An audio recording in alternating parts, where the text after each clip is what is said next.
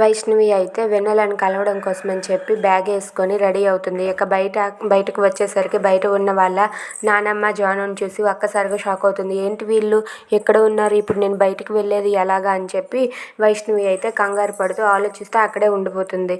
ఇంతలో కారులో వచ్చిన వెన్నెల అయితే అలా ఎదురు చూస్తూ ఉంటుంది. అది చూసి డ్రైవర్ అయితే ఏంటమ్మా ఎవరి కోసం వచ్చాము, ఇప్పుడు మనం ఎక్కడికి వెళ్ళాలని చెప్పి అడుగుతూ ఉంటాడు. ఆ మాటలకి వెన్నెల అయితే ఒక్క నిమిషం మీరు ఇక్కడే ఉండండి, నేను ఇప్పుడే వస్తానని చెప్పి బ్యాగ్ వేసుకొని వెన్నెల అలా వైష్ణవి దగ్గరికి నడుచుకుంటూ వెళ్తూ ఉంటుంది. అక్కడ ఉన్న జాను అలాగే వాళ్ళ నానమ్మని చూసి వీళ్ళేంటి ఇప్పుడు ఎక్కడ ఉన్నారు, ఇప్పుడు లోపలికి వెళ్ళేది ఎలాగా, అందుకే గల వెన్నెల కూడా రాలేదు అని చెప్పి వైష్ణవి కూడా రాలేదని చెప్పి వెన్నెల అనుకుంటూ ఉంటుంది. ఇంతలో అక్కడికి సుధా వచ్చి వెన్నెల ఏంటి వెన్నెల ఇక్కడ ఉన్నావు, అయినా బ్యాగ్ వేసుకుని ఉన్నావేంటి, ఈరోజు స్కూల్ హాలిడే కదా, అయినా నువ్వు ఈరోజు స్కూల్కి వెళ్ళావా ఏంటా అని చెప్పి అడుగుతూ ఉంటుంది. లేదు అత్త, ఈరోజు స్కూల్ ఉందని మర్చిపోయి రెడీ అయిపోయానని చెప్పి అంటుంది.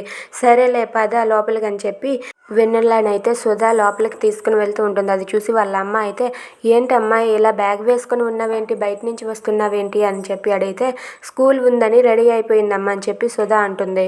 ఇక వెన్నెల వైష్ణవి ఇద్దరు కూడా ఒకే ఇంట్లో ఎలా ఉంటారు. If you like this video please like, share and subscribe. Thanks for watching.